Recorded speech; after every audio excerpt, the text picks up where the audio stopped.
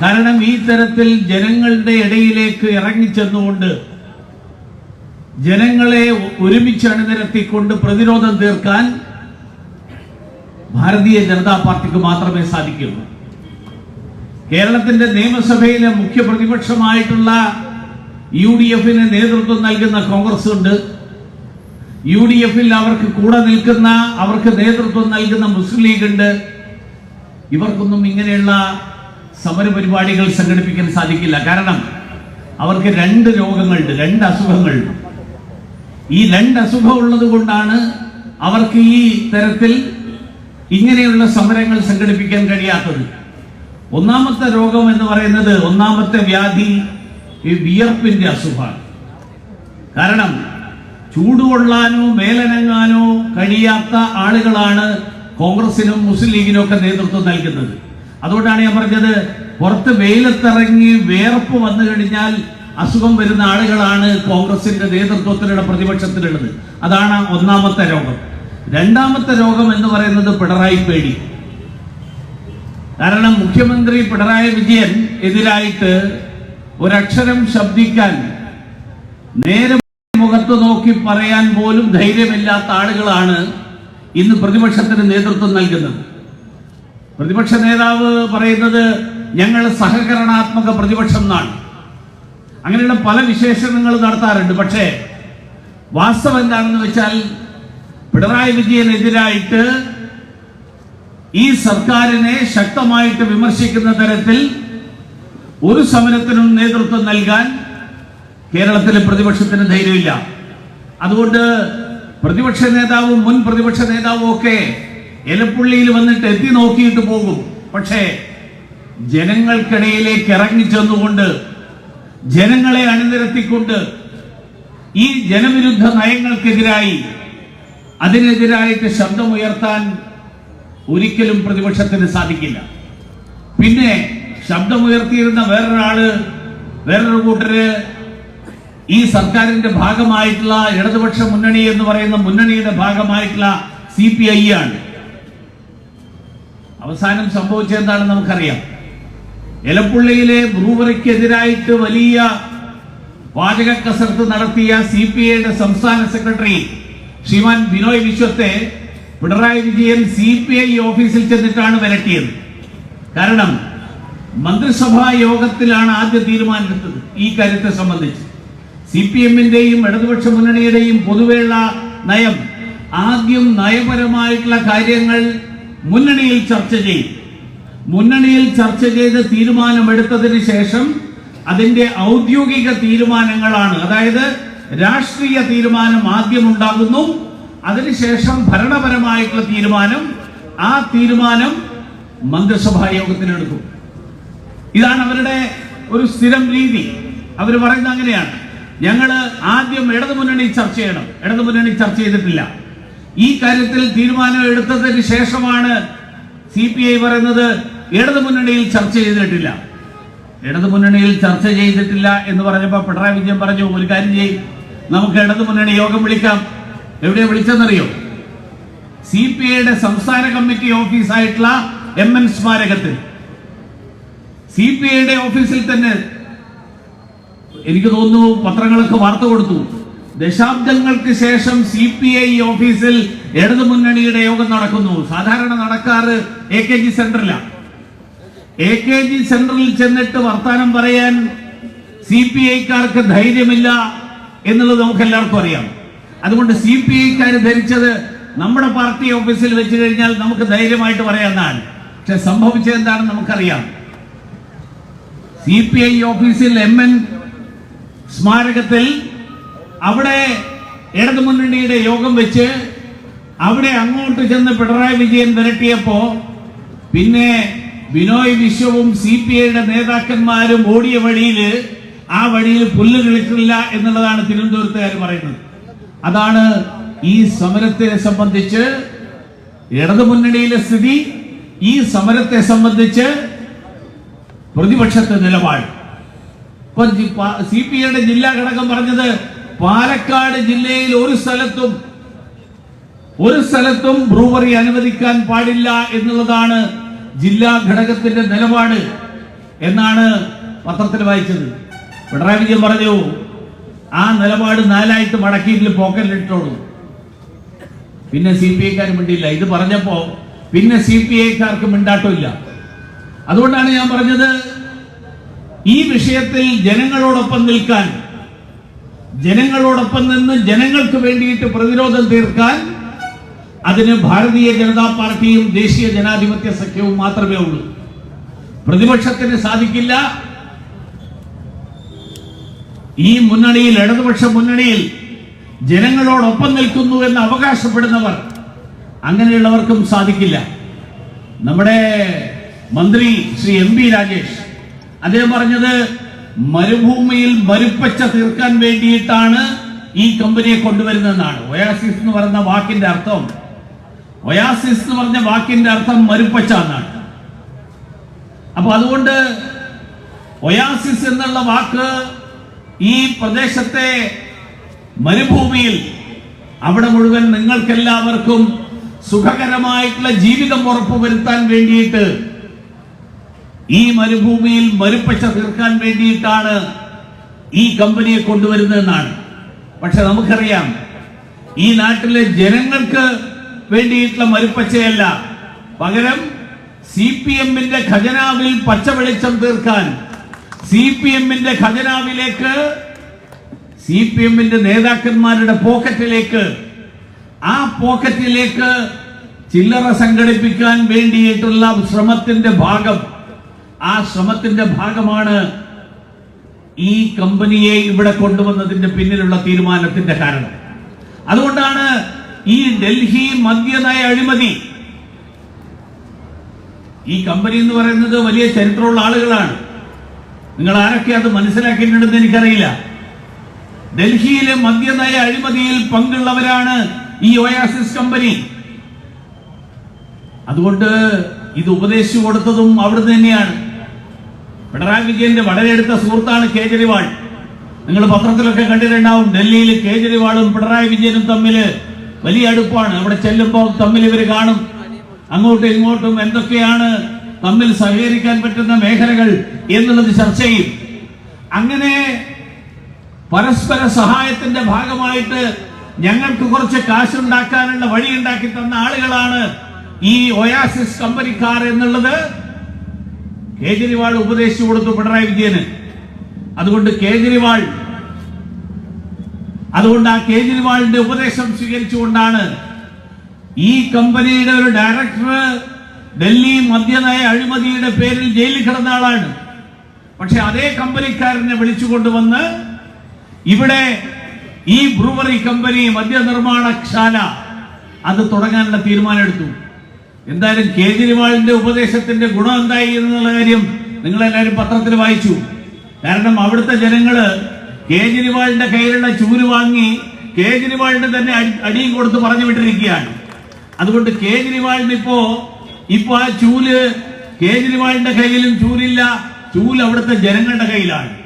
ആ ചൂലെടുത്ത് കേജ്രിവാളിനെ അടിച്ചോടിച്ചിരിക്കുകയാണ്. നാളെ പിണറായി വിജയനെയും ഇതേപോലെ അടിച്ചോടിക്കുന്ന സ്ഥിതി, ആ സ്ഥിതിയാണ് വരാൻ പോകുന്നത് എന്നുള്ള കാര്യത്തിലും ആർക്കും സംശയം വേണ്ട. അതുകൊണ്ട് മാർക്സിസ്റ്റ് പാർട്ടിയുടെ സമീപനം, ജനങ്ങൾ വെള്ളം കുടിക്കാതെ മരിച്ചാലും ഒരു കുഴപ്പമില്ല, CPM-ന്റെ ഖജനാവിൽ പണം കിട്ടണം. അതിനു വേണ്ടിയിട്ട് വിഷക്കമ്പനിയാണെങ്കിൽ വിഷനിർമ്മാണശാല, മദ്യക്കമ്പനിയാണെങ്കിൽ മദ്യനിർമ്മാണശാല, അതേത് തുടങ്ങാനും പിണറായി വിജയൻ സർക്കാരിന് ഒരു മടിയില്ല. ഞാൻ ഇത്രയും നേരം ബ്രൂവറി മദ്യനിർമ്മാണശാല എന്നൊക്കെയാണ് പറഞ്ഞത്. ക്ഷമിക്കണം, കാരണം എന്താ വെച്ചാൽ നമ്മുടെ MP രാജേഷ് മന്ത്രി പറയുന്നത് അതിന് ബ്രൂവറി എന്ന് പറയരുതെന്നാണ്. അതേ പറയുന്നത് എത്തനോൾ നിർമ്മാണശാല. നിങ്ങൾക്ക് ആർക്കും മനസ്സിലാവില്ല, ഈ വാക്ക് നമ്മളാരും കേട്ടിട്ടില്ലാത്തൊരു പുതിയ വാക്കാണ്. എത്തനോൾ നിർമ്മാണശാല എന്നാണ് പറയാവൂ എന്നാണ് MP രാജേഷും അതുപോലെ മാർക്സിസ്റ്റ് പാർട്ടിയുടെ മുഖപത്രം ദേശാഭിമാനിയൊക്കെ പറയുന്നത്. ഈ എത്തനോൾ എന്ന് പറയുന്നത് എന്ത് സാധനം? എത്തനോൾ എന്ന് പറയുന്നത് നമ്മുടെ വീട്ടിൽ തൈര് കുളിപ്പിക്കാൻ ഉപയോഗിക്കുന്ന സാധനമല്ലല്ലോ. തൈര് കുളിപ്പിക്കാൻ ഉപയോഗിക്കുന്ന സാധനമാണെങ്കിൽ നമുക്ക് മുട്ടയത്ത് വെക്കാം, നമുക്കൊന്നുമില്ലെങ്കിൽ അടുത്ത ദിവസത്തേക്ക് സംഭാരം ഉണ്ടാക്കാൻ ഉപയോഗിക്കാം, നമുക്ക് തൈരുണ്ടാക്കാൻ ഉപയോഗിക്കാം. മദ്യനിർമ്മാണത്തിന് വേണ്ടി തന്നെ അതിനു വേണ്ടിയിട്ടുള്ള വസ്തുവായിട്ട് അതിനുപയോഗിക്കുന്നതാണ് ഈ എത്തനോൾ. ആ എത്തനോൾ നിർമ്മാണ പ്ലാന്റ് ആണ് ഇവിടെ സ്ഥാപിക്കാൻ പോകുന്നതെന്നാണ് പറയുന്നത്. 8 ലക്ഷം ലിറ്റർ ബ്ലെൻഡിംഗ് ശേഷിയുള്ള മദ്യ ബോട്ടിലിംഗ് യൂണിറ്റ് അതാണ് ഈ കമ്പനി സ്ഥാപിക്കുക എന്നാണ് സർക്കാരിന്റെ ഉത്തരവിൽ തന്നെ ആദ്യം തന്നെ പറയുന്നത്. പദ്ധതിയുടെ 4ാം ഘട്ടത്തിൽ 10 കോടി ലിറ്റർ ബിയർ ബ്രൂവറിയിൽ പ്രതിവർഷം ഉൽപ്പാദിപ്പിക്കുമെന്നാണ് സർക്കാരിന്റെ തന്നെ രേഖകൾ വ്യക്തമാക്കുന്നത്. അതുകൊണ്ടാണ് ഞാൻ പറഞ്ഞത്, ഈ എത്തനോൾ നിർമ്മാണ പ്ലാന്റ് എന്നൊക്കെ പറഞ്ഞ് ജനങ്ങളെ കബളിപ്പിക്കാൻ വേണ്ടിയിട്ടുള്ള പ്രയോഗങ്ങൾ, ആ പ്രയോഗങ്ങൾ ബഹുമാനപ്പെട്ട മന്ത്രി രാജേഷ് അവസാനിപ്പിക്കണം. കാരണം നിങ്ങൾ എന്തൊക്കെ പേര് പറഞ്ഞാലും വസ്തുത എന്താണ് എന്ന് തിരിച്ചറിയാൻ കഴിയുന്നവരാണ് ഈ കേരളത്തിലെ ജനങ്ങളെന്ന് ഇനിയെങ്കിലും നിങ്ങൾ മനസ്സിലാക്കണം.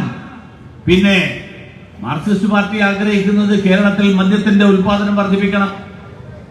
മദ്യത്തിന്റെ ഉൽപാദനം മാത്രമല്ല, കാരണം ഞാനിപ്പോ ഇങ്ങോട്ട് വരുന്നതിന് മുമ്പ് ടിവിയിൽ ഒരു വാർത്ത കണ്ടു. നമ്മുടെ കൊല്ലം ജില്ലയിലെ കൊല്ലത്തിന്റെയും പത്തനംതിട്ടയുടെയും ഒക്കെ അതിർത്തിയിൽ കിടക്കുന്ന കലഞ്ഞൂരിൽ, ആ കലഞ്ഞൂരിൽ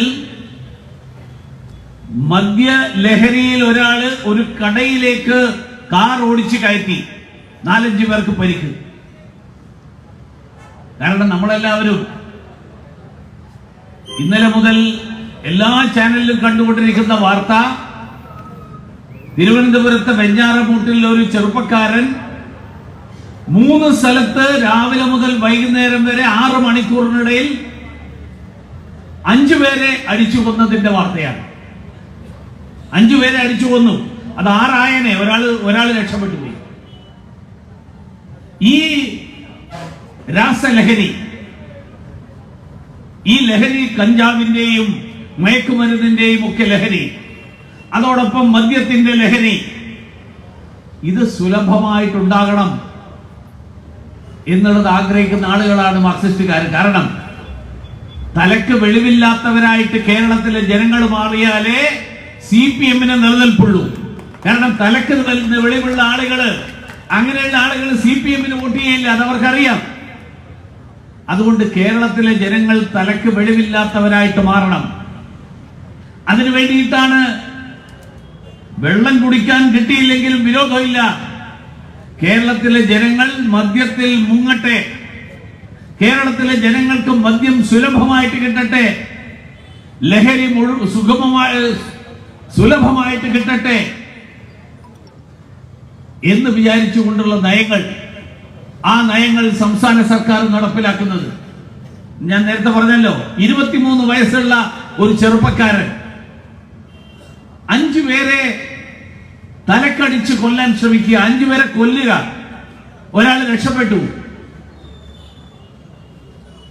3 സ്ഥലങ്ങൾ ആദ്യം അടിച്ചു കൊല്ലുന്നു, 9 കിലോമീറ്റർ യാത്ര ചെയ്ത് മറ്റൊരു സ്ഥലത്ത് ചെന്ന് അടിച്ചു കൊല്ലുന്നു, വീണ്ടും യാത്ര ചെയ്ത് അടുത്ത സ്ഥലത്ത് അടിച്ചു കൊല്ലുന്നു. അത് കഴിഞ്ഞ് കുളിച്ച് കുട്ടപ്പനായിട്ട് പോലീസ് സ്റ്റേഷനിൽ ചെന്നിട്ട് പോയി പറയാണ്, ഞാൻ 6 ആളെ കൊന്നു. പോലീസുകാർക്ക് തന്നെ അത്ഭുതമായിരുന്നു. ഇവൻ പറയുന്നത് തലക്ക് വെളിവില്ലാതെ വല്ലതും പറയാണോ എന്നുള്ളതായിരുന്നു പോലീസ് അവനോട് പറഞ്ഞു, നീ ഇവിടെ ഇരിക്കും, ഞങ്ങളൊന്ന് അന്വേഷിച്ചിട്ട് വരട്ടെ. അന്വേഷിച്ച് വന്നപ്പോഴാണ് പോലീസിന് മനസ്സിലാകുന്നത് ഇവർ പറയുന്നത് സത്യമാണ്. അപ്പൊ അങ്ങനെയുള്ള ഒരു സാഹചര്യം, അവൻ ലഹരിക്ക് അടിമയായിട്ടാണ് ഇതൊക്കെ ചെയ്തത് എന്നുള്ളത് മാധ്യമങ്ങൾ മുഴുവൻ പറയുന്നു, പോലീസ് പറയുന്നു. കേരളത്തിൽ ഇന്ന് പിണറായി വിജയന്റെ 2ാം സർക്കാർ ഭരണത്തിൽ വന്നതോടുകൂടി കേരളത്തിൽ ഏറ്റവും സുലഭമായിട്ട് ലഭിക്കുന്ന വസ്തുക്കളിൽ ഒന്നായിട്ട് ലഹരി പദാർത്ഥങ്ങൾ മാറിയിരിക്കുക. ലഹരി പദാർത്ഥങ്ങളെ കുറിച്ച് പറയുമ്പോൾ കഴിഞ്ഞ ദിവസം ഞാൻ വിദേശത്ത് നിന്ന് വന്ന ഒരു സുഹൃത്തിനോട് ഞാൻ ചോദിച്ചു, അമേരിക്കയിലും അതുപോലെയുള്ള രാജ്യങ്ങളിലുമൊക്കെ ലഹരിയുടെ ഉപയോഗം, അദ്ദേഹം പറഞ്ഞു അമേരിക്കക്കാരിൽ ലഹരി ഉപയോഗിക്കുന്ന ആൾക്കാരുണ്ട്, പക്ഷെ നമ്മൾ ഉപയോഗിക്കുന്ന ലഹരിയും അവരുപയോഗിക്കുന്ന ലഹരിയും തമ്മിൽ അടക്കം വലിയ വ്യത്യാസമുണ്ട്. നമ്മൾ ഉപയോഗിക്കുന്ന ലഹരി സിന്തറ്റിക് ലഹരിയാണ്, രാസലഹരി, മനുഷ്യനെ ഭ്രാന്തനാക്കുന്ന ലഹരിയാണ്. അമേരിക്കക്കാർ ഉപയോഗിക്കുന്ന ലഹരി മയങ്ങിക്കിടക്കുന്ന ലഹരിയാണ്. അവരുപയോഗിക്കുന്ന ലഹരി ശരീരത്തിന് ദീർഘകാലം ദോഷകരമായിട്ട് വലിയ തോതിൽ ബാധിക്കാത്ത തരത്തിലുള്ള ലഹരി. പക്ഷെ നമ്മുടെ കുട്ടികൾ, നമ്മുടെ ചെറുപ്പക്കാർ ഉപയോഗിക്കുന്ന ഈ രാസലഹരി, ഈ രാസലഹരി, സിന്തറ്റിക് ലഹരി നിർബാധം കേരളത്തിലേക്ക് കടന്നു വരികയാണ്. അതാരെങ്കിലും കണ്ടുപിടിച്ചു എന്നിരിക്കട്ടെ. കണ്ടുപിടിച്ചാൽ കണ്ടുപിടിക്കുന്നവൻ പ്രതിയാവും. അതാണ് നമ്മളിപ്പോ കണ്ടത്. ഒരു MLA-യുടെ മകനെ, ആ MLA-യുടെ മകനെ ഇതിന്റെ പേരിൽ കഞ്ചാവ് ഉപയോഗിച്ചു എന്ന് പറഞ്ഞിട്ട് പോലീസ്, എക്സൈസ് ഡിപ്പാർട്ട്മെന്റുകാർ കേസെടുത്തു. കേസെടുത്തിട്ട് അവസാനം ഇപ്പൊ എന്താ സംഭവിച്ചത്? അവസാനം സംഭവിച്ചത് ഈ കേസെടുത്ത ഉദ്യോഗസ്ഥന്മാരും പ്രതിസ്ഥാനത്ത് വരുന്ന സ്ഥിതി ഉണ്ടായി. കേരളത്തിൽ ലഹരിയിൽ മുക്കിക്കൊല്ലുകയാണ് ഈ സർക്കാർ. അതാണ് ഇന്നത്തെ സാഹചര്യം. മാർക്സിസ്റ്റ് പാർട്ടി എന്താ നേരത്തെ പറഞ്ഞിരുന്നത്? കഴിഞ്ഞ ദിവസം ഏതൊരു ചാനലിലടക്കം പല ചാനലുകളിലും ഇത് സംബന്ധിച്ചിട്ടുള്ള ചർച്ചകൾ നടന്നു. അന്ന് പലരും പറഞ്ഞു, മാർക്സിസ്റ്റ് പാർട്ടി കഴിഞ്ഞ സർക്കാർ, ഒന്നാം സർക്കാർ രൂപീകരിക്കുന്നതിന് തൊട്ട് മുൻപ്, അതിന് തൊട്ട് മുൻപ് ഒരു മാസം മുൻപ് ഉമ്മൻചാണ്ടി സർക്കാർ പുതിയ മദ്യ വിൽപ്പനശാലകൾ തുടങ്ങാനുള്ള തീരുമാനമെടുത്തപ്പോ അന്ന് കേരളത്തിൽ പ്രതിപക്ഷത്തിന്റെ ഏറ്റവും വലിയ പാർട്ടിയായിട്ടുള്ള മാർക്സിസ്റ്റ് പാർട്ടിയുടെ നേതാവായിരുന്ന ശ്രീ പിണറായി വിജയൻ പറഞ്ഞത്, കേരളത്തെ മദ്യവർജനത്തിലേക്ക്, മദ്യനിരോധനത്തിലേക്ക് നയിക്കാൻ വേണ്ടി ശ്രമിക്കുന്നതിന് പകരം ഉമ്മൻചാണ്ടി സർക്കാർ കേരളത്തെ മദ്യത്തിൽ മുക്കിക്കൊല്ലാൻ വേണ്ടിയിട്ടുള്ള നടപടികളാണ് എടുത്തുകൊണ്ടിരിക്കുന്നത് എന്നാണ്. ഇവര് ഭരണം ഏറ്റെടുത്തപ്പോ ഇവര് പറഞ്ഞത്, ഞങ്ങൾ മദ്യലഭ്യത ക്രമേണ കുറച്ചു കൊണ്ടുവരും, വ്യാപകമായിട്ടുള്ള ബോധവൽക്കരണത്തിലൂടെ, സമഗ്ര പദ്ധതികളിലൂടെ മദ്യവർജനം, ഇതാണ് ഞങ്ങളുടെ മദ്യനയം. ഞങ്ങൾ മദ്യനിരോധനമല്ല, പകരം ക്രമേണ മദ്യലഭ്യത കുറക്കും. എന്ന് പറഞ്ഞാൽ 10 കടയുണ്ടെങ്കിൽ അടുത്ത കൊല്ലം അത് 8 ആക്കും, അല്ലെങ്കിൽ 5 ആക്കും, 4 ആക്കും. ക്രമേണ മദ്യം ലഭ്യമല്ലാത്ത സാഹചര്യം ഉണ്ടാകും. ജനങ്ങളെ ബോധവൽക്കരിക്കും. ജനങ്ങളെ ബോധവൽക്കരിച്ച് ജനങ്ങൾ മദ്യം സ്വയം ഉപേക്ഷിക്കുന്ന ഒരു സാഹചര്യം, ആ സാഹചര്യം സൃഷ്ടിക്കും. നാളത്തെ കേരളം ലഹരി മുക്ത നവകേരളം. മാർക്സിസ്റ്റ് പാർട്ടിക്കാര് കഴിഞ്ഞ തെരഞ്ഞെടുപ്പ് 2016 ആദ്യത്തെ തെരഞ്ഞെടുപ്പ്, 2016 തെരഞ്ഞെടുപ്പിനെ നേരിടാൻ മാർക്സിസ്റ്റ് പാർട്ടി ഇറക്കിയ പ്രകടന പത്രിക, എനിക്കറിയില്ല ഇവിടെ എവിടെയെങ്കിലും CPM-ന്റെ ഓഫീസ് ഉണ്ടോ? ആ ഓഫീസിലിരിക്കുന്ന ആൾക്കാരുടെ കയ്യിൽ പഴയ പ്രകടന പത്രിക ഉണ്ടാവും. 2016 ആ പ്രകടന പത്രിക ഒന്ന് എടുത്ത് വായിച്ചു നോക്കുക. അതിന്റെ തലക്കെട്ട് നിങ്ങൾക്ക് വായിക്കാൻ എന്തെങ്കിലും വിഷമമുണ്ടെങ്കിൽ ഞാൻ വായിച്ചു തരാം. നാളത്തെ കേരളം ലഹരി മുക്ത നവകേരളം. ഇതായിരുന്നു ഹെഡിങ്. ഈ നാളത്തെ കേരളം ലഹരി മുക്ത നവകേരളം എന്നുള്ളതിന് പകരം നാളത്തെ കേരളം ലഹരിയിൽ മുങ്ങി നശിച്ച കേരളം, അങ്ങനെയുള്ള തലക്കെട്ടിലേക്ക് ഇപ്പൊ മാറ്റേണ്ടി വരുന്ന സ്ഥിതിയാണ് ഇപ്പോൾ ഉള്ളത്. എന്തൊക്കെ പറഞ്ഞാണ് കേരളത്തിലെ ജനങ്ങളെ പറ്റിച്ചത് ഇവരന്ന്? അന്ന് പറഞ്ഞിരുന്ന മുദ്രാവാക്യം നിങ്ങൾക്ക് ഓർമ്മയില്ലേ? LDF വരും, എല്ലാം ശരിയാകും. ഓർമ്മയുണ്ടാവും 2016 പറഞ്ഞത് LDF വരും, എല്ലാം ശരിയാകും എന്ന് പറഞ്ഞാൽ ഉമ്മൻചാണ്ടി സർക്കാർ പുതിയ മദ്യ വിൽപ്പനശാലകൾ തുടങ്ങുന്നു, ഈ നാട്ടിലെ ചെറുപ്പക്കാർ മദ്യലഹരിയിൽ മുങ്ങി നശിക്കുന്നു, ഞങ്ങൾ വന്നാൽ അതെല്ലാം ശരിയാവും, ഞങ്ങൾ വന്നാൽ അഴിമതി ഇല്ലാതാവും. കാരണം അന്ന് സോളാർ അഴിമതി, അന്ന് മദ്യ ബജറ്റിൽ അടക്കം ബാർ ലൈസൻസ് അഴിമതി, അങ്ങനെ 9 കൊല്ലം മുമ്പ് 2016 വരെ 5 കൊല്ലക്കാലം ഉമ്മൻചാണ്ടി സർക്കാർ ഭരിച്ചിരുന്ന കാലത്ത്, ആ കാലത്ത് ആ സർക്കാരിന്റെ നിരവധി നയങ്ങൾ, ആ നയങ്ങൾക്കെതിരായിട്ട് ഞങ്ങൾ വന്നാൽ എല്ലാം ശരിയാകും എന്ന് പറഞ്ഞ് ഭരണത്തിൽ വന്ന ആളുകള് 5 കൊല്ലം കഴിഞ്ഞപ്പോ പിന്നെ ആ മുദ്രാവാക്യം മാറ്റിവെച്ചു. 2021 തെരഞ്ഞെടുപ്പിൽ വീണ്ടും നേരിടാൻ പോയപ്പോ ഞങ്ങൾ ഇനിയും ശരിയാക്കാൻ കുറച്ച് ബാക്കിയുണ്ട്, അത് ശരിയാക്കുമെന്നൊന്നും പറഞ്ഞിട്ടില്ല. ശരിയാകുമോ ഇല്ലയോ എന്നുള്ള കാര്യമേ വേണ്ടിയില്ല. അതായിരുന്നു അന്നത്തെ സ്ഥിതി. ഇന്ന് കൊച്ചുകുട്ടികൾ മുതൽ ചെറുപ്പക്കാർ വരെ ഏത് ഹീനകൃത്യവും നടത്തുന്ന, അതിന് മടി കാണിക്കാത്ത ഒരവസ്ഥയിലേക്ക് കേരളത്തെ എത്തി. പക്ഷെ അതിനെക്കുറിച്ച് ആരെങ്കിലും മിണ്ടിയാലോ? അതിനെക്കുറിച്ച് മിണ്ടരുത് എന്നാണ് പിണറായി വിജയൻ പറയുന്നത്. അതുകൊണ്ടാണല്ലോ നമ്മുടെ പാലാ ബിഷപ്പ് ഇടയ്ക്ക് ഒരു തവണ അദ്ദേഹം പറഞ്ഞു, അദ്ദേഹത്തിന്റെ സഭയിൽപ്പെട്ട ആളുകളോട് സംസാരിച്ചിട്ട് അദ്ദേഹം പറഞ്ഞു, രാജ്യത്ത് പലതരത്തിലുള്ള ജിഹാദ് ഉണ്ട്. ലവ് ജിഹാദ് മാത്രമല്ല, നാർക്കോട്ടിക് ജിഹാദ് ഉണ്ട്. ലഹരി മരുന്നിന് അടിമയാക്കിക്കൊണ്ട് നടത്തുന്ന പ്രവർത്തനങ്ങൾ, ആ നാർക്കോട്ടിക് ജിഹാദിനെതിരായിട്ട് നമ്മൾ കരുതിയിരിക്കണം എന്ന് പറഞ്ഞു. അപ്പൊ പിണറായി വിജയൻ എന്താ ചെയ്തത്? ഡിവൈഎഫ്ഐക്കാരെ പറഞ്ഞു വിട്ടു. പാലാ ബിഷപ്പിന്റെ അരമനയുടെ മുന്നിൽ സമരം ചെയ്യാൻ വേണ്ടി SDPIക്കാർ ചെന്നിട്ട് അവിടെ നടക്കുന്ന സമരത്തിന് പോലീസ് എല്ലാ സംരക്ഷണവും കൊടുത്തു. ഇപ്പോ അവസാനം എന്തായി? ഇത് ഏതെങ്കിലും ഒരു മതത്തിന്റെ പ്രശ്നമല്ല. അതുകൊണ്ടാണ് ഈ ലഹരിക്ക് അടിമയായിട്ടുള്ള ആളുകള് സ്വന്തം കുടുംബത്തിൽപ്പെടുന്ന ആളുകളെ അടക്കം വെട്ടിക്കൊല്ലുന്ന സ്ഥിതി, അടിച്ചുകൊല്ലുന്ന സ്ഥിതി ഉണ്ടായി. 2023 25,000 കോടിയുടെ മയക്കുമരുന്നുമായിട്ടാണ് കൊച്ചിയില് ഒരു കപ്പൽ വന്നത് എന്നാണ് വാർത്ത. അവസാനം നാവികസേനയുടെ സഹായത്തോടുകൂടി കേന്ദ്ര നാർക്കോട്ടിക് കൺട്രോൾ ബ്യൂറോ അവരാണ് ആ മയക്കുമരുന്ന് പിടികൂടിയത്. എന്തുകൊണ്ട് അത് കേരളത്തിന്റെ തീരത്ത് വരാൻ കാരണം? രാജ്യത്ത് ധാരാളം സ്ഥലങ്ങളില്ലേ? കേരളത്തിന്റെ തീരത്ത് 25,000 കോടി രൂപയുടെ നാർക്കോട്ടിക് മയക്കുമരുന്നുമായിട്ട് ഒരു കപ്പൽ കേരളത്തിന്റെ തീരത്ത് അടുക്കാൻ ശ്രമിക്കുന്നുണ്ടെങ്കിൽ അതിന്റെ കാരണം അഫ്ഗാനിസ്ഥാനിൽ നിന്ന് പാകിസ്ഥാൻ വഴി അത് കൊച്ചിയിലേക്ക് എത്തിക്കാൻ എളുപ്പമാണ് എന്ന് അന്താരാഷ്ട്ര ലഹരി റാക്കറ്റുകൾ കണക്കറിയാം. അന്താരാഷ്ട്ര ലഹരി മാഫിയ, ആ ലഹരി മാഫിയക്ക് അടക്കം അറിയാം കേരളമാണ് നമുക്ക് നമ്മുടെ പറുദീസ, കേരളത്തിലാണ് നമുക്ക് നിർബാധം വിറ്റഴിക്കാൻ കഴിയുന്ന സാഹചര്യമുള്ളത്. അത് ലഹരിയുടെ കാര്യത്തിൽ മാത്രമല്ല, നമ്മുടെ കോഴിക്കോട് എലത്തൂരിൽ തീവണ്ടിക്ക് തീ വെച്ചിട്ട് ഒരുത്തൻ രക്ഷപ്പെട്ടു പോയത് നിങ്ങൾ വാർത്തയിൽ വായിച്ചിട്ടുണ്ടാവും. അവൻ അവിടുന്ന് മഹാരാഷ്ട്രയിൽ നിന്ന് ഇവിടെ വരെ വന്നു.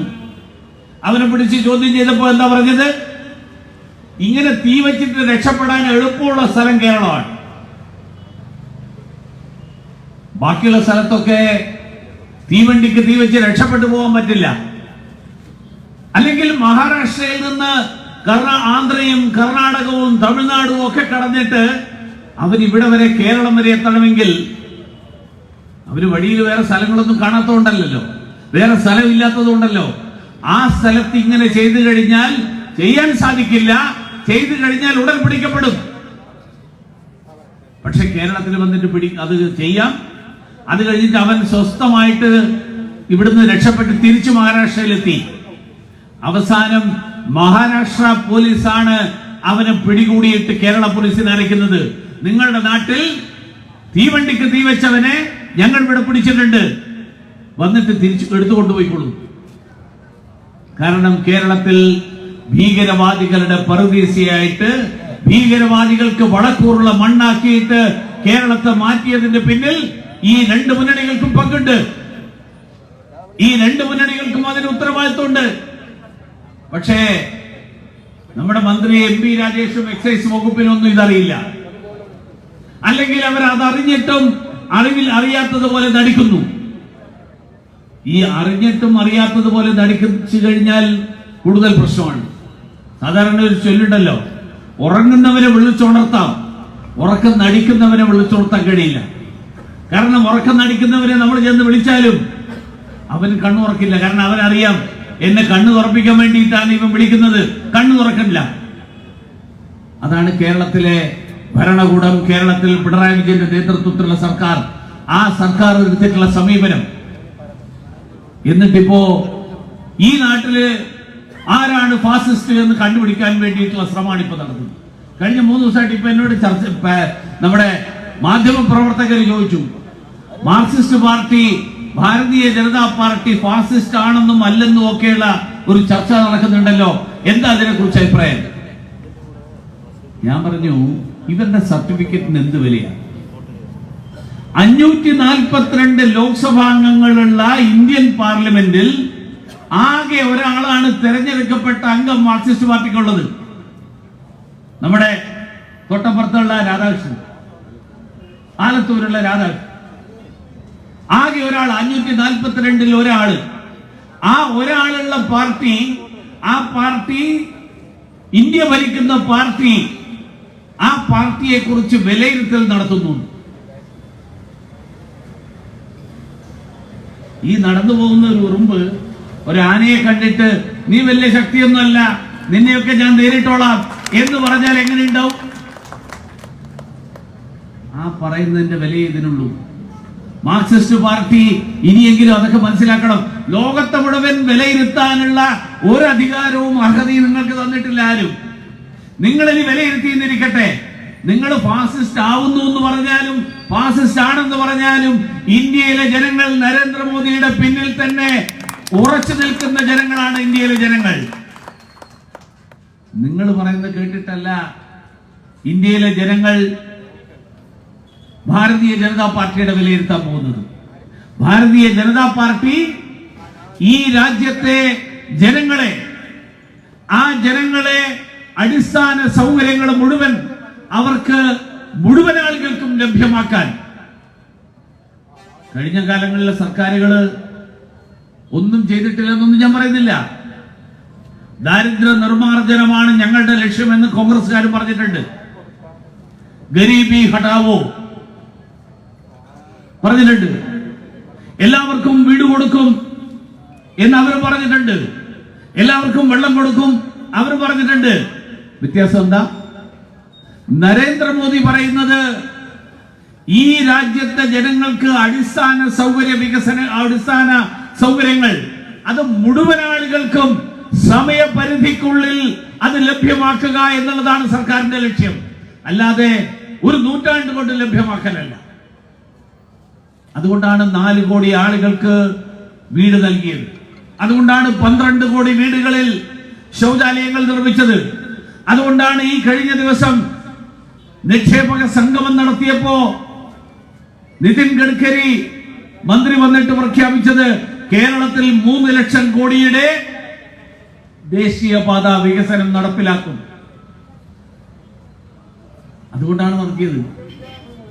പക്ഷേ കേരള ഗവൺമെന്റ് ചെയ്തെന്താ?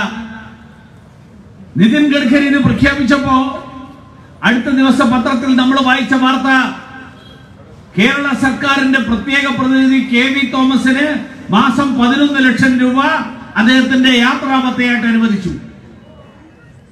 നിങ്ങളൊരു കാര്യം മനസ്സിലാക്കണം, നമ്മുടെ ഈ എലപ്പുള്ളിയിൽ അടക്കമുള്ള ആശാവർക്കർമാര് സമരത്തിലാണ്.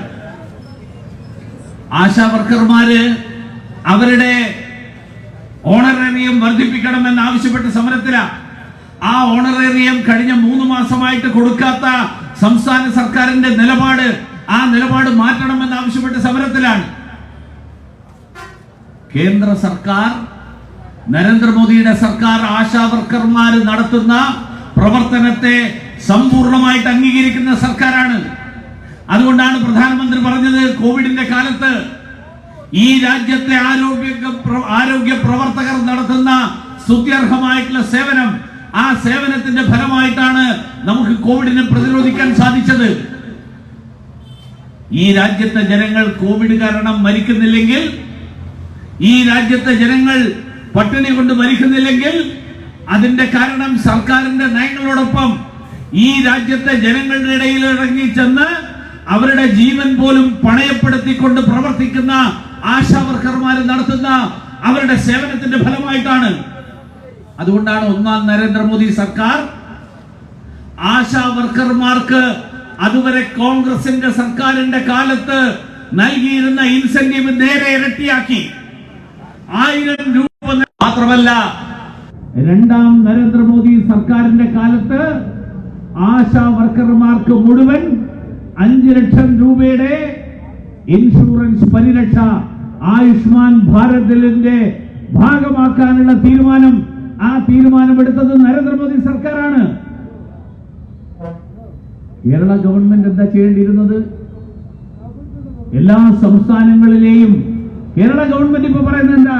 കേരള ഗവൺമെന്റ് പറയുന്നത് കേന്ദ്രം തന്നില്ല, അതുകൊണ്ട് നിങ്ങൾക്ക് തരേണ്ടത് നിങ്ങൾക്ക് തരാൻ പറ്റുന്നില്ല, നിങ്ങളുടെ കൂടെ സമരം ചെയ്യാൻ ഞങ്ങൾ കൂടി വരാം.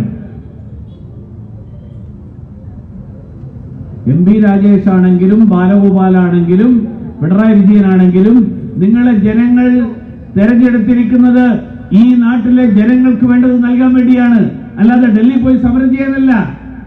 ഡൽഹിയിൽ നരേന്ദ്രമോദി നിങ്ങൾ സമരം ചെയ്യാതെ തന്നെ 3 ലക്ഷം കോടിയുടെ പദ്ധതികൾ പ്രഖ്യാപിച്ചു.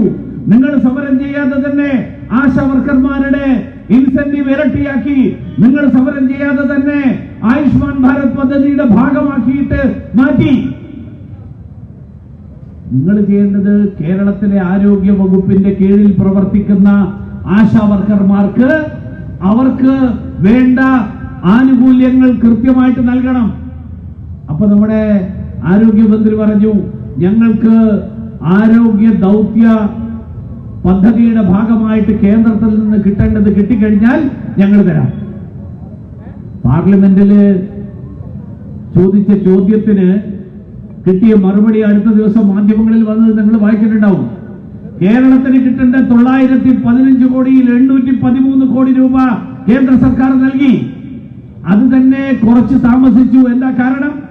കേരള സർക്കാർ പറഞ്ഞു, കേന്ദ്രം പറഞ്ഞതൊന്നും പാലിക്കാൻ ഞങ്ങൾ തയ്യാറില്ല. കേന്ദ്രം പറഞ്ഞത് പാലിക്കാൻ തയ്യാറില്ലെങ്കിൽ നിങ്ങളുടെ പണം നിങ്ങൾക്ക് തരാൻ ഞങ്ങൾക്ക് നിർവാഹമില്ല. കാരണം പാർലമെന്റ് പാസാക്കിയ നിയമം കേരളം അംഗീകരിക്കില്ല എന്ന് പറഞ്ഞാൽ, പാർലമെന്റ് പാസാക്കിയ നിയമം നടപ്പിലാക്കണമെങ്കിൽ കേരള സർക്കാർ കൂടി അത് അംഗീകരിച്ചാലേ നടപ്പിലാക്കാൻ പറ്റുള്ളൂ. അവസാനം സംസ്ഥാന സർക്കാരിന് കേന്ദ്രത്തിന് എഴുതേണ്ടി വന്നു, നിങ്ങൾ പറയുന്നത് പൂർണ്ണമായിട്ട് നടപ്പിലാക്കി. അപ്പോൾ 813 കോടി അനുവദിച്ചു. ആ പണം കിട്ടിയതിന് ശേഷം ആ പണം ഉപയോഗിച്ച് കേരളത്തിലെ ആശാ വർക്കർമാർക്കുള്ള ഓണറേറിയം കൊടുക്കാൻ എന്താ സംസ്ഥാന സർക്കാരിന് മടി? കാരണം സംസ്ഥാന സർക്കാർ ആ പണം മുഴുവൻ ചെലവഴിക്കുന്നത് KV തോമസിന് ശമ്പളം കൊടുക്കാൻ, KV തോമസിന് യാത്രാബത്ത കൊടുക്കാൻ. കേരളത്തിലെ മന്ത്രിമാര് മുഴുവൻ യാത്ര ചെയ്യുന്നത് ഇന്നോവ വണ്ടിയിലാണ്. നിങ്ങൾ കണ്ടിട്ടുണ്ടാവും. ഏതെങ്കിലും മന്ത്രി ഇന്നോവ വണ്ടിയിലല്ലാതെ 30 ലക്ഷം വിലയുള്ള ഇന്നോവയിൽ കയറിയിട്ടില്ലെങ്കിൽ യാത്ര നടത്താൻ പറ്റാത്ത ആളുകളാണ് കേരളത്തിലെ മന്ത്രിമാര്. ഈ രാജ്യം ഭരിക്കുന്ന കേന്ദ്രത്തിലെ മന്ത്രിമാര് അവരാരും ഇന്നോവ ഉപയോഗിക്കുന്നില്ല. അവര് സാധാരണക്കാർ ഉപയോഗിക്കുന്ന ചെറിയ വണ്ടികൾ, ആ ചെറിയ വണ്ടികൾ ഉപയോഗിച്ചിട്ടാണ് നരേന്ദ്രമോദി സർക്കാരിലെ മന്ത്രിമാര് യാത്ര ചെയ്യുന്നത്. എന്താ കേരളത്തിലെ ജനങ്ങൾക്ക്, കേരളത്തിലെ ആശാ വർക്കർമാർക്ക് പണം കൊടുക്കാൻ, ഓണറേറിയം വർദ്ധിപ്പിക്കാൻ പണമില്ല എന്ന് പറയുന്ന സർക്കാർ മന്ത്രിമാർക്ക് യാത്ര ചെയ്യാൻ വേണ്ടിയിട്ട് 100 കോടി രൂപ ബജറ്റിൽ മാറ്റിവെച്ചു. അപ്പൊ നിങ്ങളുടെ മുൻഗണന ആരോടൊപ്പമാണ്? നിങ്ങൾ പ്രാധാന്യം നൽകുന്നത് ആർക്ക് വേണ്ടിയാണ്? നിങ്ങൾ ഈ നാട്ടിലെ ജനങ്ങൾക്ക് കുടിവെള്ളം കിട്ടാതിരിക്കാൻ മാത്രമല്ല, ഈ നാട്ടിലെ സാധാരണക്കാരുടെ സാമൂഹ്യക്ഷേമ പെൻഷൻ അടക്കം കൊടുക്കാൻ ഗതിയില്ലാതെ എന്ന് പറയുന്ന ആൾക്കാർ വണ്ടി വാങ്ങാൻ വേണ്ടി 100 കോടി രൂപ മാറ്റിവെക്കുന്ന, ബജറ്റിൽ തീരുമാനമെടുക്കുന്ന ഒരു സർക്കാർ. ആ സർക്കാർ എങ്ങനെയാ ഈ നാട്ടിലെ സാധാരണക്കാരോട് പ്രതിബദ്ധതയുള്ളവരാണ് എന്ന് ജനങ്ങൾക്ക് വിലയിരുത്താൻ കഴിയുക? അതുകൊണ്ടാണ് ഞാൻ പറഞ്ഞത്, ഈ സർക്കാരിന്റെ ജനവിരുദ്ധ നയങ്ങൾ ഈ നാട്ടിലെ ജനങ്ങൾക്ക് കുടിവെള്ളം കിട്ടിയില്ലെങ്കിലും വിരോധമില്ല. മാർക്സിസ്റ്റ് പാർട്ടിയുടെ ഖജനാവിൽ മദ്യം വിറ്റിട്ടാണെങ്കിലും, മദ്യം ഉൽപ്പാദിച്ചിട്ടാണെങ്കിലും, അതിന്റെ പേരിൽ അഴിമതി നടത്തിയിട്ടാണെങ്കിലും മാർക്സിസ്റ്റ് പാർട്ടിയുടെ ഖജനാവിൽ ആ കോടികൾ സമ്പാദിക്കാൻ വേണ്ടിയിട്ടുള്ള ലക്ഷ്യം, ആ ലക്ഷ്യമാണ് നിങ്ങൾ മുന്നോട്ട് വെക്കുന്നത്. ഇവിടെ ഭാരതീയ ജനതാ പാർട്ടിയും ദേശീയ ജനാധിപത്യ സഖ്യവും ഉള്ളിടത്തോളം കാലം ഈ എലപ്പുള്ളിയില് ഈ മദ്യനിർമ്മാണശാലയ്ക്ക് വേണ്ടിയിട്ട് ഒരു കല്ല് പോലും ഇടാൻ ഭാരതീയ ജനതാ പാർട്ടിയും ദേശീയ ജനാധിപത്യ സഖ്യവും അനുവദിക്കില്ല. കാരണം ഈ നാട്ടിലെ ജനങ്ങളുടെ കുടിവെള്ളം മുട്ടിച്ചുകൊണ്ട് മാർക്സിസ്റ്റ് പാർട്ടിയുടെ ഖജനാവ് വലുതാക്കാൻ, ആ ഖജനാവിൽ കോടികൾ വീഴ്ത്താൻ വേണ്ടി നടത്തുന്ന ശ്രമം, ആ ശ്രമം എതിർത്ത് തോൽപ്പിക്കാൻ ശേഷിയുള്ളവരാണ് കേരളത്തിലെ ജനങ്ങൾ. ആ ജനങ്ങളോടൊപ്പം ഭാരതീയ ജനതാ പാർട്ടിയും ദേശീയ ജനാധിപത്യ സഖ്യവും നിൽക്കും. പ്രതിപക്ഷ നേതാവ് പറയുന്നത് പോലെ ഞങ്ങൾ സഹകരണാത്മക പ്രതിപക്ഷമല്ല. ഞങ്ങള് ജനങ്ങളോടൊപ്പം നിൽക്കുന്ന, സർക്കാരിന്റെ വീഴ്ചകൾ ചൂണ്ടിക്കാണിക്കുന്ന, സർക്കാർ ജനവിരുദ്ധമാകുമ്പോൾ ആ ജനവിരുദ്ധ സർക്കാരിന്റെ ജനവിരുദ്ധ നയങ്ങൾ തിരുത്തിക്കാൻ വേണ്ടിയിട്ട് പോരാട്ടം നടത്തുന്ന പാർട്ടിയാണ്. അങ്ങനെയുള്ള ജനങ്ങളോടൊപ്പം നിൽക്കുന്നവരാണ്, അതിനുള്ള മുന്നണിയാണ്. അതുകൊണ്ട് ഈ സമരം ഭാരതീയ ജനതാ പാർട്ടിയെ സംബന്ധിച്ചിടത്തോളം, ദേശീയ ജനാധിപത്യ സഖ്യത്തെ സംബന്ധിച്ചിടത്തോളം ഇതൊരു രാഷ്ട്രീയ സമരമല്ല. ഇത് ഈ നാട്ടിലെ ജനങ്ങളുടെ ജീവൻ സുരക്ഷിതമാക്കാൻ, ഈ നാട്ടിലെ ജനങ്ങൾക്ക് അവരുടെ ജീവിതം നിലനിർത്താൻ ആവശ്യമായിട്ടുള്ള കുടിവെള്ളം, മനുഷ്യന്റെ അടിസ്ഥാന ആവശ്യമായിട്ടുള്ള കുടിവെള്ളം, ആ കുടിവെള്ളം ലഭ്യമാക്കാൻ വേണ്ടിയിട്ടുള്ള നീതിക്ക് വേണ്ടിയിട്ടുള്ള പോരാട്ടമാണ്.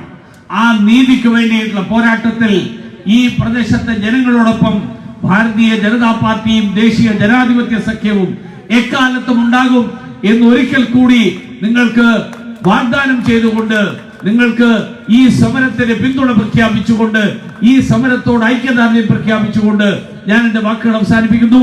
എല്ലാവർക്കും നമസ്കാരം.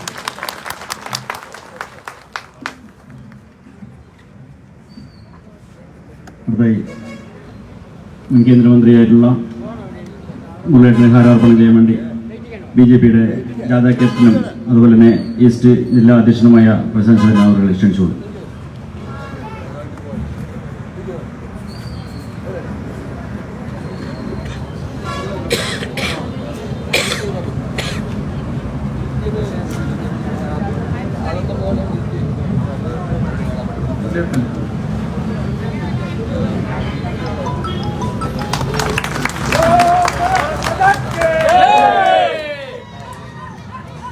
അടുത്തായി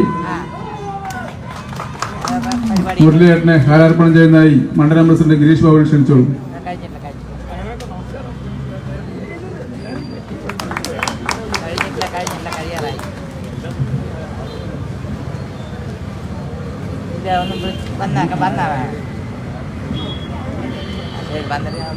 BDJS സംസ്ഥാന വൈസ് പ്രസിഡന്റിനെ ഹാരാർപ്പണം ചെയ്യുന്നതായി മണ്ഡലം പ്രസിഡന്റ് ക്ഷണിച്ചോളൂ.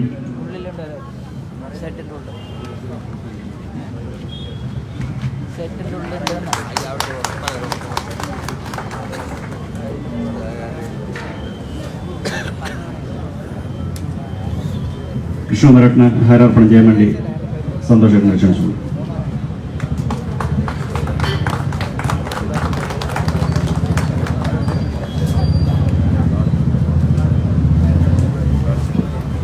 അടുത്തായി ഈ വേദിയിൽ നിങ്ങളെ അഭിസംബോധന ചെയ്യാൻ വേണ്ടി BDJSന്റെ സംസ്ഥാന വൈസ് പ്രസിഡന്റ് അനുരാഗ് മാഷെ ക്ഷണിച്ചു.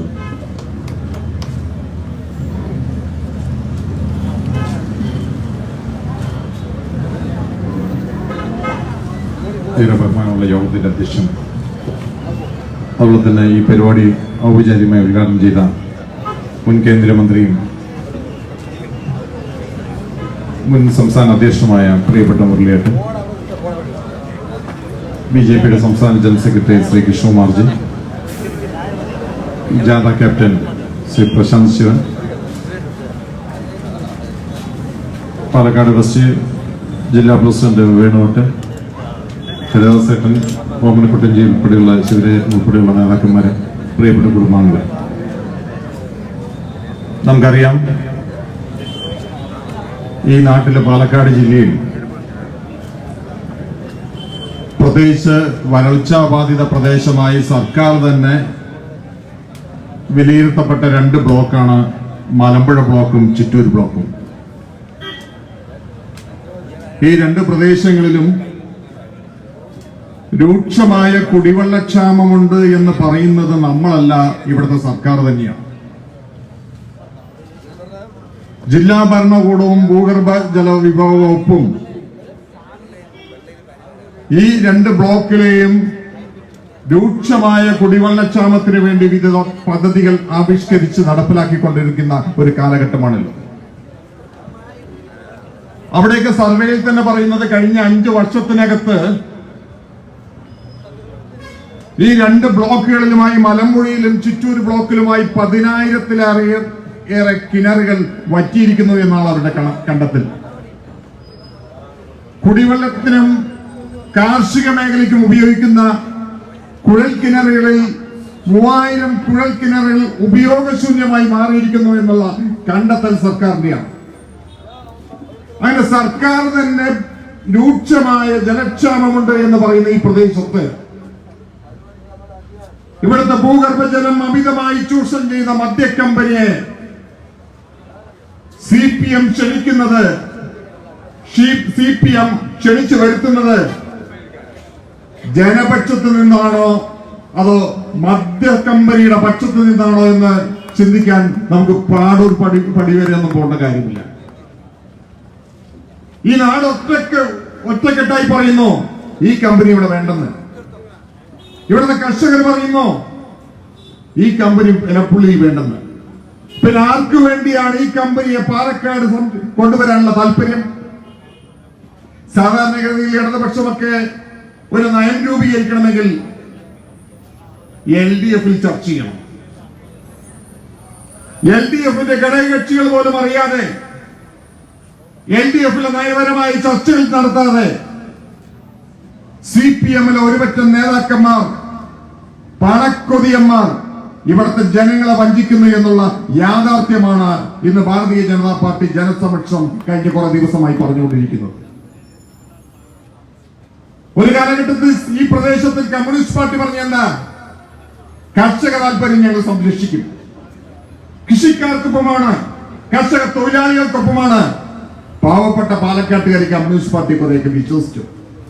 പക്ഷെ ഈ നിലപാടിൽ നമുക്ക് വ്യക്തമായി പറയാൻ കഴിയും, കമ്മ്യൂണിസ്റ്റ് പാർട്ടി എന്ന് പറയുന്നത് ആട്ടുംതോലിട്ട ചെന്നായാണ് എന്നുള്ളത് പകൽ പോലെ സത്യമാണ്. കർഷക പ്രേമം പറഞ്ഞതെല്ലാം കാപട്യമാണ്. ഇവിടുത്തെ കർഷകരെ വഞ്ചിക്കുന്നതിന് വേണ്ടിയല്ലേ മദ്യ കമ്പനിയെ കൊണ്ടുവന്നിരിക്കുന്നത്. പാവങ്ങളായ അമ്മമാർ കുംഭമാസത്തും മീനമാസത്തും ഒക്കെ ഒരു കുടം വെള്ളത്തിന് വേണ്ടി എത്ര കിലോമീറ്റർ വലയുന്ന കാഴ്ച നമ്മളൊക്കെ കണ്ടതാണ്. ചിറ്റൂർ താലൂക്കിലും പാലക്കാട് താലൂക്കിലുമൊക്കെ ഒരു കുടം വെള്ളത്തിന് വേണ്ടി ശുദ്ധമായ വെള്ളം കിട്ടാതെ വിലപിക്കുന്ന എത്ര അമ്മമാർ നമ്മുടെ നാട്ടിലുണ്ട്. നിലപ്പുള്ളിയും രൂക്ഷമായി കുടിവെള്ളക്ഷാമല്ലേ. ഇവിടെ പാവപ്പെട്ട അമ്മമാർക്ക് വെള്ളം നൽകണോ അതോ ഈ രാജ്യത്ത് മദ്യമുണ്ടാക്കണോ എന്നുള്ളത് നമ്മൾ ചിന്തിക്കേണ്ടതല്ലേ. ഞാൻ ദീർഘിപ്പിക്കുന്നില്ല. ഈ കമ്മ്യൂണിസ്റ്റ് പാർട്ടിയുടെ ഇരട്ടത്താപ്പിനെതിരെ ഭാരതീയ ജനതാ പാർട്ടി ഗ്രാമാന്തരങ്ങളിൽ നടത്തിയ നമ്മുടെ അധ്യക്ഷൻ പ്രശാന്ത് ശിവന്റെ ഈ യാത്ര, ഇത് രാഷ്ട്രീയ പരിവർത്തന യാത്ര തന്നെയാണ്. ഇവിടെ പാലക്കാടിന്റെ മണ്ണിൽ രാഷ്ട്രീയ പരിവർത്തനം നടന്നു കഴിഞ്ഞിരിക്കുന്നു എന്നുള്ളതാണ് യാഥാർത്ഥ്യം. അതുകൊണ്ട് കമ്മ്യൂണിസ്റ്റ് പാർട്ടിയുടെ ഇരട്ടത്താപ്പിനെ, കമ്മ്യൂണിസ്റ്റ് പാർട്ടിയുടെ കർഷക വഞ്ചനയെ, കമ്മ്യൂണിസ്റ്റ് പാർട്ടിയുടെ ജനവിരുദ്ധ നിലപാടിനെ മാറ്റിമറിച്ചുകൊണ്ട് ദേശീയ ജനാധിപത്യ സഖ്യത്തിന് അടിത്തറവായിക്കൊണ്ട് ജനങ്ങൾക്കൊപ്പം നിൽക്കുന്ന ഒരു രാഷ്ട്രീയ സംവിധാനം, രാഷ്ട്രീയ പരിവർത്തനം യാഥാർത്ഥ്യമാക്കും. അതിന് ജനങ്ങൾക്കൊപ്പം തന്നെ ദേശീയ ജനാധിപത്യ സഖ്യം ഉണ്ടാവുമെന്ന് മാത്രം ഓർമ്മിച്ചുകൊണ്ട് എല്ലാവിധ ആശംസയും ഈ യാത്രയ്ക്ക് നൽകിക്കൊണ്ട് നിർത്തുന്നു. ജയ് NDA.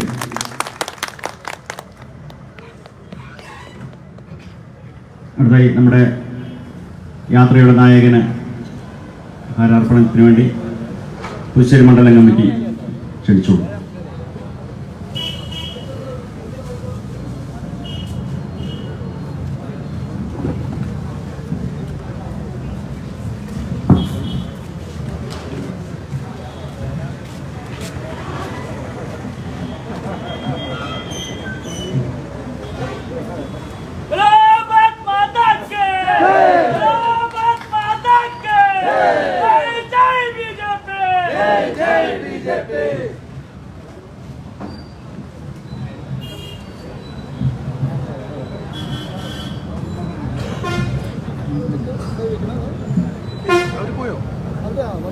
അടുത്തായി യാത്രയുടെ നായകന് ഹാരാർപ്പണം അറിയിക്കാൻ വേണ്ടി സുരേഷ് കണ്ണൻ അവരെ ക്ഷണിച്ചോളൂ.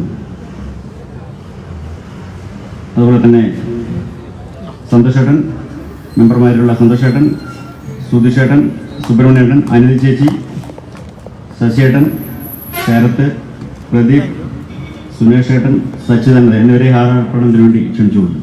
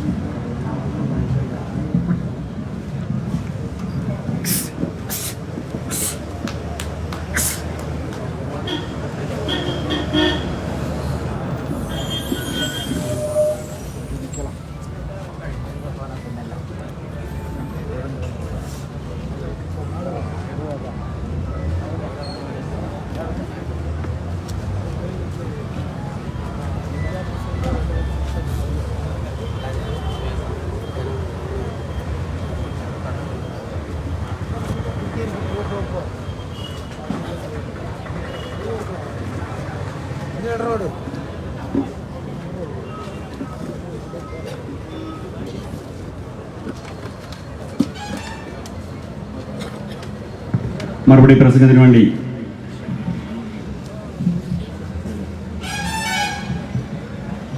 ഇന്നത്തെ ഈ യാത്രയുടെ സമാപന സമ്മേളനത്തിന്റെ മറുപടി പ്രസംഗത്തിന് വേണ്ടി ഈസ്റ്റ് ജില്ലാ അധ്യക്ഷനെ ക്ഷണിച്ചുകൊള്ളു.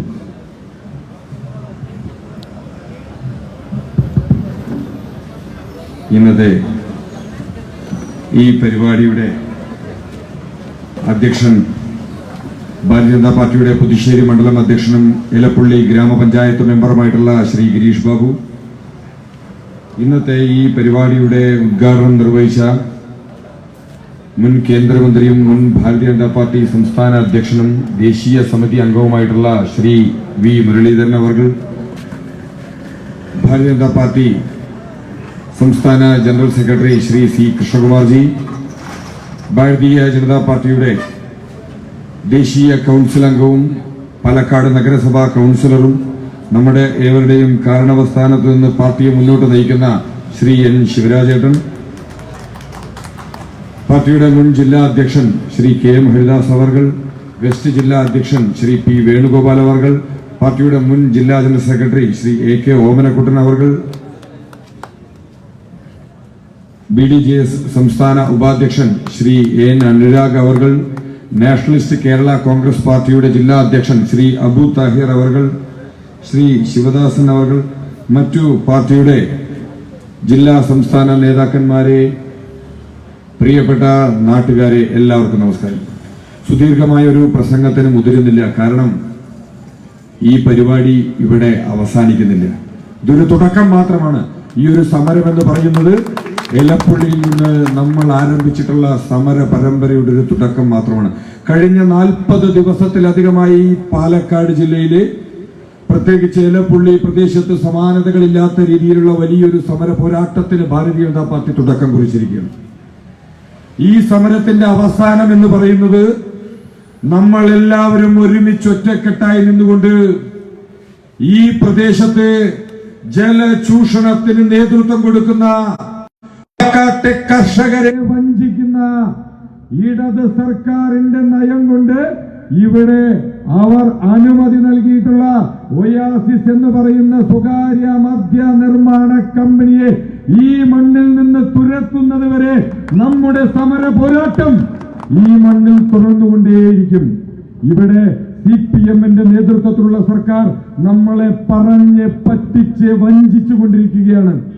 കഴിഞ്ഞ കുറേ ദിവസങ്ങളായി ഇവിടെ പെപ്സി കമ്പനി പൂട്ടുന്നതിന് വേണ്ടിയിട്ട് ഗെറ്റ് ഔട്ട് പെപ്സി എന്ന് പറഞ്ഞുകൊണ്ട് സമരം നടത്തിയ MP രാജേഷും കൃഷ്ണൻകുട്ടിയും ഉൾപ്പെടെയുള്ള മന്ത്രിമാർ ഇവിടുത്തെ ഭൂഗർഭ ജല ചൂഷണത്തിന് നേതൃത്വം കൊടുത്തുകൊണ്ട് ഒരു ഒയാസിസ് എന്ന് പറയുന്ന സ്വകാര്യ മദ്യ നിർമ്മാണ കമ്പനിക്ക് എലപ്പുള്ളിയുടെ മണ്ണിലേക്ക് ചുവന്ന പരവതാനി വിരിച്ചിരിക്കുകയാണ്.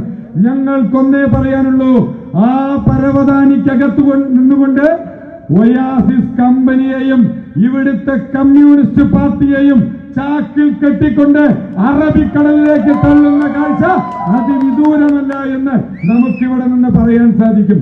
കാരണം ഈ സമരം തുടങ്ങുന്ന സമയത്ത് ഗിരീഷ് ബാബു ഉൾപ്പെടെയുള്ള 4-5 മെമ്പർമാർ ഏറ്റെടുത്തിട്ടുള്ള വിഷയം ഇന്ന് എലപ്പുള്ളി പഞ്ചായത്തിനപ്പുറത്തേക്ക്, മലമ്പുഴ നിയോജക മണ്ഡലത്തിനപ്പുറത്തേക്ക് പാലക്കാട് ജില്ലയിലെ ഗ്രാമാന്തരങ്ങളിലെ ജനങ്ങൾ മന്ത്രിമാരോടും ഇടതുപക്ഷ സർക്കാരിനോടും ചോദിച്ചുകൊണ്ടിരിക്കുന്ന ഒരു ചോദ്യമുണ്ട്. നിങ്ങൾ ആരംഭിക്കാൻ പോകുന്ന, നിങ്ങൾ അനുമതി കൊടുത്തിട്ടുള്ള ഈ കമ്പനിക്ക് ആവശ്യമായ വെള്ളം എവിടെ നിന്ന് ലഭിക്കുമെന്ന ചോദ്യത്തിന് ഇവിടുത്തെ ഈ കമ്പനിക്ക് അനുമതി കൊടുത്ത CPM സർക്കാരോ ഈ കമ്പനിയുടെ ആളുകളോ വ്യക്തമായ മറുപടി നൽകാൻ തയ്യാറായിട്ടില്ല. ഇത് നമുക്ക് വേണ്ടിയിട്ടുള്ള പോരാട്ടമാണ്, നമ്മുടെ കുടിവെള്ളത്തിന് വേണ്ടിയുള്ള പോരാട്ടമാണ്, ഇവിടുത്തെ കർഷകർക്ക് വേണ്ടിയുള്ള പോരാട്ടമാണ്.